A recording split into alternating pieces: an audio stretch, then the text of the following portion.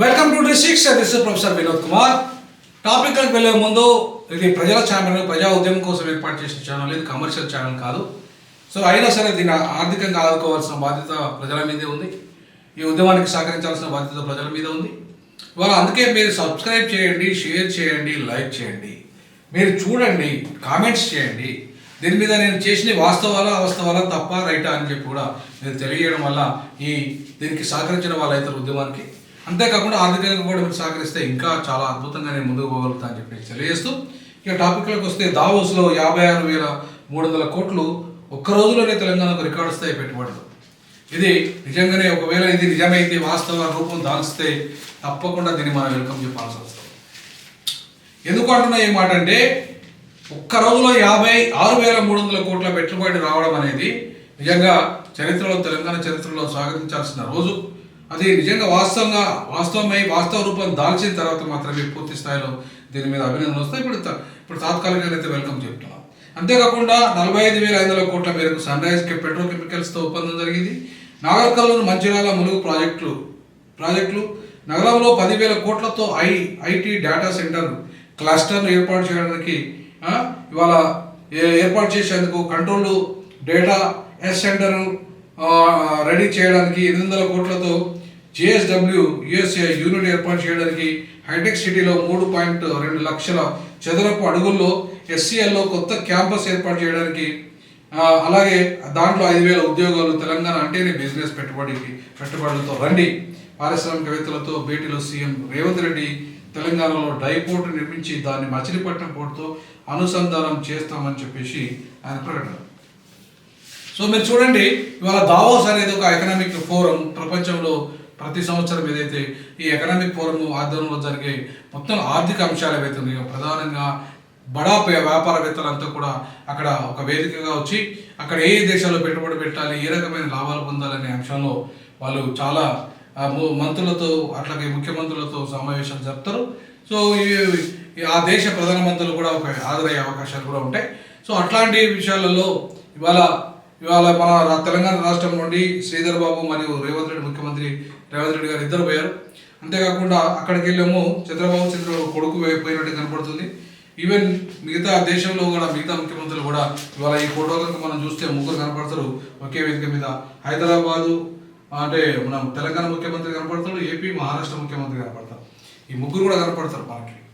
So కాబట్టి మహారాష్ట్ర ముఖ్యమంత్రి కూడా వెళ్ళడం జరిగింది. ఇంకా అట్టే కాకుండా దేశవ్యాప్తంగా ఉన్న వాళ్ళు కూడా ముఖ్యమంత్రులు కూడా ఆయా పెట్టుబడులను ఆకర్షించడానికి తమ ప్రణాళికలతో వాళ్ళ పెట్టుబడిదారుల ముందుకు వెళ్తారు. ఇవాళ దేశానికి మహారాష్ట్రలోని బాంబే ఒక బిజినెస్ హబ్ అయితే, ఒక ఫైనాన్షియల్ హబ్ అయితే, ఇవాళ హైదరాబాదు దాన్ని మించిపోయే అవకాశాలు ఉన్నాయి.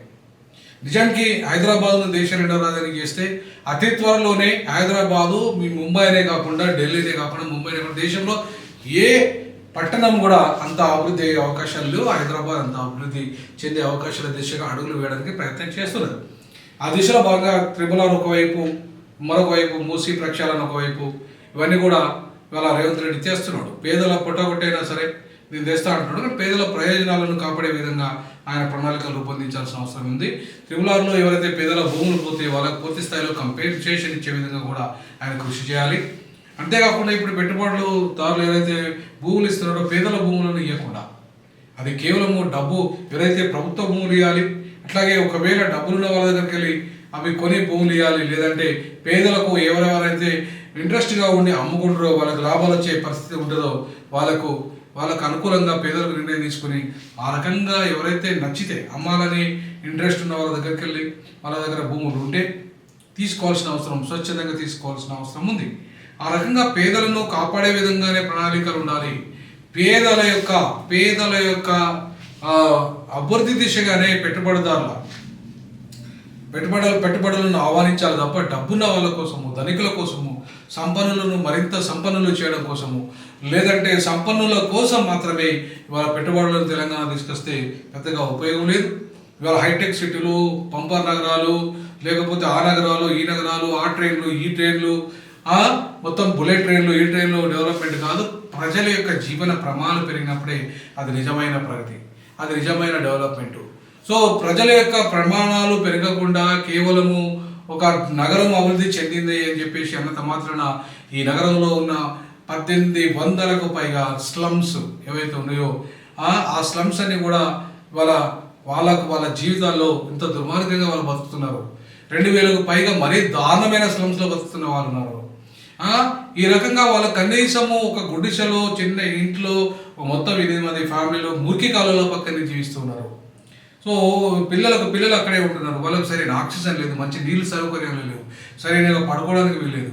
అంత మురికి వాసనతో వాళ్ళ బతుకులు ఆ మురికి బతుకులని ఆగమైపోయి జీవిస్తున్నారు. అట్లా లక్షలాది మంది, అంటే దాదాపుగా 1,50,00,000 మంది జనాభాలో సుమారు 1,00,00,000 మంది, అంటే 50 లక్షల మంది జనాభా ఈ రకమైన మురికి కాలువలనే ఇంటర్నల్ మైగ్రెంట్స్ ఏ గ్రామాల నుండి సిటీలకు వస్తున్నారో ఆ సిటీలకు వస్తున్న ప్రజలంతా కూడా పేద ప్రజలు ఎక్కువ మంది. ఆ పేద ప్రజలు ఉపాధి లేక, గ్రామాల్లో భూములకు సరి అయిన అక్కడ వసతులు లేక, నీటి వసతులు లేక, వ్యవసాయానికి గిట్టుబాటు ధర లేక వాళ్ళంతా ఇక్కడికి పట్టణాలకు వచ్చారు.